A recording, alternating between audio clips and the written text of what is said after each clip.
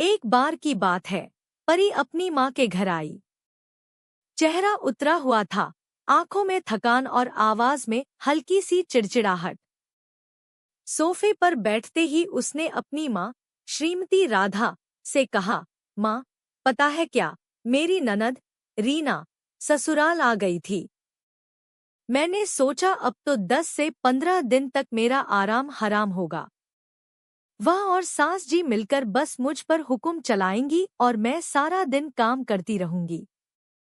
इसलिए मैंने बीमार होने का बहाना लगाया और फटाफट यहाँ चली आई। श्रीमती राधा ने अपनी बेटी को गले लगाया, उसके माथे पर हाथ फेरा और प्यार से बोली, अरे, तूने बहुत अच्छा किया बेटा।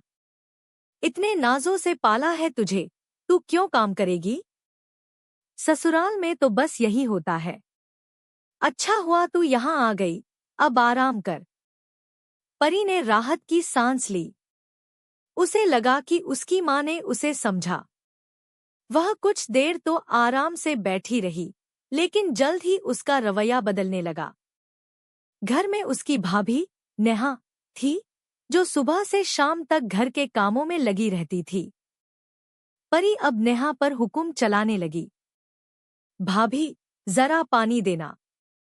भाभी, मेरा कमरा साफ कर देना, मुझे फैला हुआ अच्छा नहीं लगता।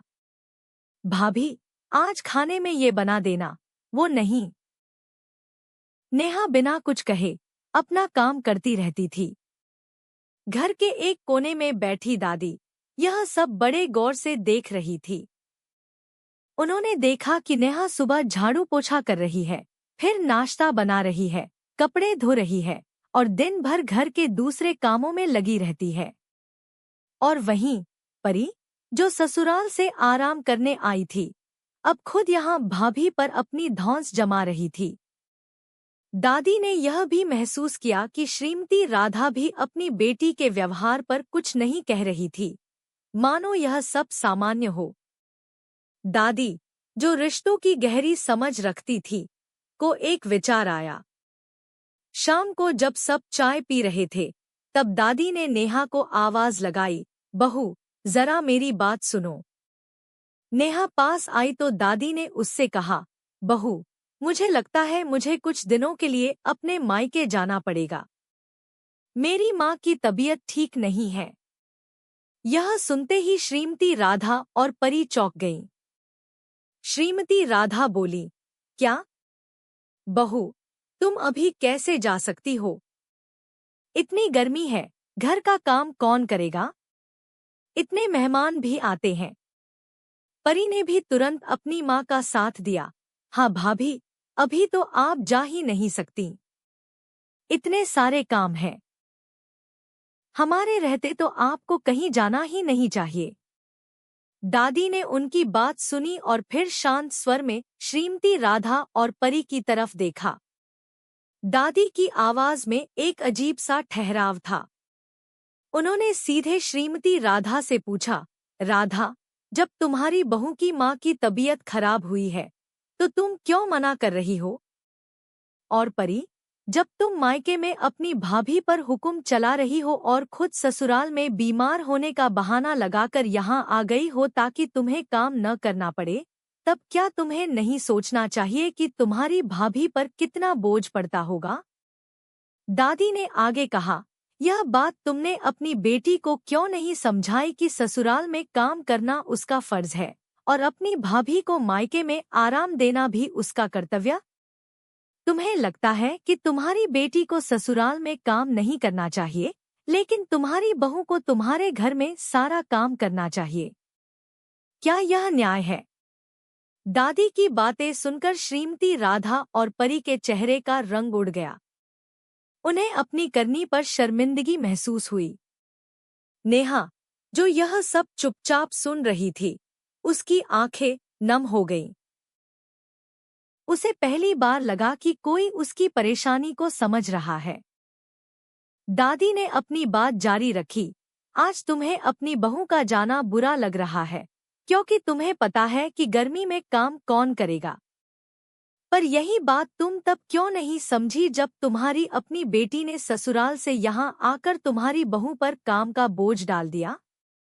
ननद तब ही भाभी को बुरी लगती है जब वह खुद को मायके की रानी समझकर भाभी को नौकरानी समझने लगती है। ननद को भी मायके में काम करना चाहिए, ठीक वैसे ही जैसे वह ससुराल में करती है। रिश्ते बराबर के होते हैं, सिर्फ लेने देने के नहीं। श्रीमती राधा और परी को अपनी गलती का गहरा एहसास हुआ। उन्हें समझ आया कि दादी कितनी सही बात कह रही थी। उनके व्यवहार में कितनी स्वार्थपरता और दोहरापन था। उस दिन के बाद घर का माहौल पूरी तरह बदल गया। श्रीमती राधा ने अपनी बेटी और बहू दोनों को समान नजर से देखना शुरू किया। परी को भी अपनी गलती का एहसास हुआ और उसने अपनी भाभी से माफी मांगी। वह अब नेहा की मदद करती थी और ससुराल में भी अपने काम से जी नहीं चुराती थी। दादी की उस एक बात ने रिश्तों में जमी धूल हटा दी और उन्हें साफ कर दिया।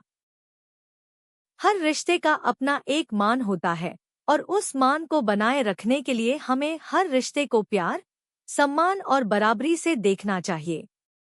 तो दोस्तों, यह कहानी हमें सिखाती है कि रिश्तों में समानता और सम्मान कितना जरूरी है। हम अक्सर दूसरों से उम्मीदें रखते हैं, लेकिन खुद अपने व्यवहार में चूक जाते हैं। एक दादी की समझदारी ने इस परिवार को एक अनमोल सबक सिखाया कि हर रिश्ता तभी खूबसूरत बनता है जब हम उसे प्यार और ईमानदारी से सींचें। अगर यह कहानी आपके दिल को छू गई हो और आपको प्रेरित किया हो, तो कृपया इस वीडियो को लाइक करें, अपने दोस्तों और परिवार के साथ शेयर करें, ताकि वे भी इस संदेश को समझें, और हमारे चैनल को सब्सक्राइब करना बिल्कुल न भूलें। और हाँ, हमारे आने वाले ऐसे ही दिलचस्प वीडियोस के लिए नोटिफिकेशन बेल को भी ऑन कर लें। आपके प्यार और समर्थन के लिए धन्यवाद।